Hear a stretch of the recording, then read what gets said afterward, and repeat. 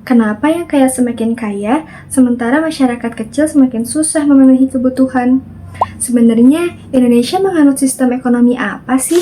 Halo teman, aku Anne, mahasiswi semester 4 di STIE Gema Widya Bangsa, yang saat ini akan membahas terkait sistem ekonomi kapitalis, sosialis, dan juga ekonomi Islam.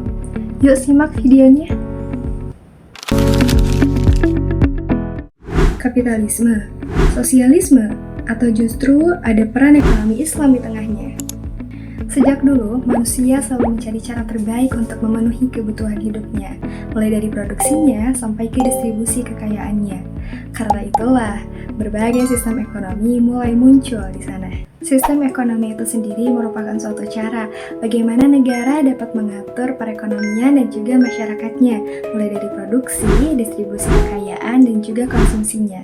Dan dalam perkembangannya, muncullah 3 sistem ekonomi yang saat ini kita kenal, yaitu kapitalisme, sosialisme, dan juga ekonomi Islam. Dan tentunya, ketiga sistem ekonomi tersebut memiliki cara pandang yang berbeda terkait kepemilikan, kebebasan ekonomi, dan juga kesejahteraan masyarakatnya. Pertama, sistem ekonomi kapitalis. Ini merupakan suatu sistem yang memberikan kebebasan kepada individu dan perusahaan dalam menjalankan kegiatan ekonominya dengan tujuan utamanya adalah mencari keuntungan yang sebesar-besarnya. Biar gampang ingat, kalian cuma perlu tahu bahwa sistem kapitalis ini berasal dari kata kapital, yang artinya adalah modal. Artinya, siapapun mereka yang memiliki modal besar, maka dia akan berkuasa. Jadi, semakin banyak aset, maka dia akan semakin berkuasa ya. Makanya, perusahaan banyak yang berlomba-lomba untuk membuat inovasi baru, membuat produk baru, dan mempromosikannya secara besar-besaran.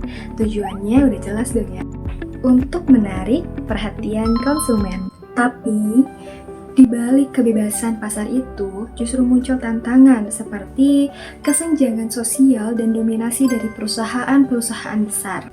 Contoh negaranya adalah Amerika Serikat.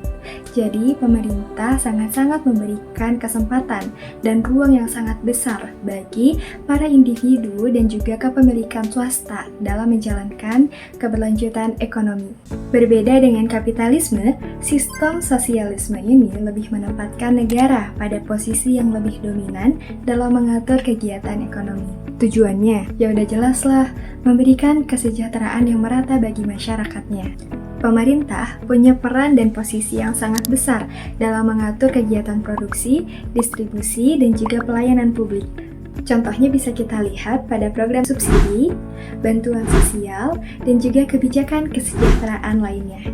Sistem ini berusaha mengurangi kesenjangan sosial agar masyarakat mendapatkan akses yang lebih merata. Dengan rencana ekonomi yang terpusat dan adanya kepemilikan bersama, maka akan terciptanya kesejahteraan sosial. Tapi, meskipun demikian, masih ada aja kritik terkait sosialisme ini, yaitu kebebasan individu dan inovasi yang kurang, sehingga produktivitas yang dihasilkannya rendah. Nah, disinilah sistem ekonomi Islam hadir dengan pendekatan yang berbeda. Ekonomi Islam tidak menolak keuntungan seperti kapitalisme dan juga tidak melakukan eksploitasi yang berlebihan seperti sosialisme. Dalam sistem ekonomi Islam, tentunya kegiatan ekonomi pun harus berjalan dengan seimbang. Antara apa? Antara keuntungan, keadilan, dan juga tanggung jawab sosial. Ekonomi Islam juga hadir dengan menekankan distribusi kekayaan, zakat, etika bisnis, dan juga larangan riba. Tujuannya adalah menciptakan stabilitas ekonomi dengan menjauhi praktik spekulatif yang berlebihan. Ekonomi Islam juga memperhatikan solidaritas sosial dalam menghadapi krisis ekonomi. Bahkan dalam Quran Surah Al-Hasyr ayat 7 disebutkan bahwa agar harta itu jangan hanya beredar di antara orang-orang kaya saja di antara kamu. Artinya, Islam tidak ingin kekayaan hanya menumpuk pada kelompok tertentu saja. Oleh karena itu, ada konsep zakat, wakaf, infak, sedekah, dan bisnis yang adil. Jadi, ekonomi Islam berusaha untuk menjadi jalan tengah antara kebebasan ekonomi dan juga keadilan sosial. Lalu, Indonesia sebenarnya lebih masuk ke sistem mana sih? Jika dilihat dari praktik pasar bebas dan dominasi dari perusahaan besar, maka Indonesia cenderung lebih bergerak ke arah kapitalis. Tetapi di sisi yang lain, pemerintah juga menjalankan berbagai program sosial, seperti bantuan sosial dan bantuan masyarakat lainnya. Hal tersebut menandakan bahwa Indonesia juga condong ke arah sosialis.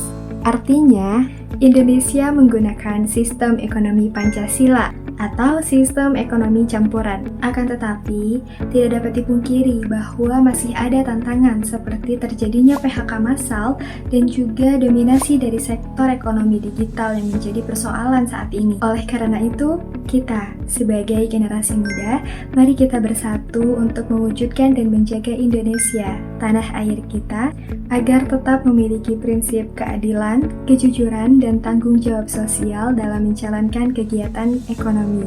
Nah, ini dia merupakan studi kasus yang membahas terkait kesenjangan UMKM dan perusahaan besar yang dilihat dari perspektif kapitalisme, sosialisme, dan juga ekonomi Islam.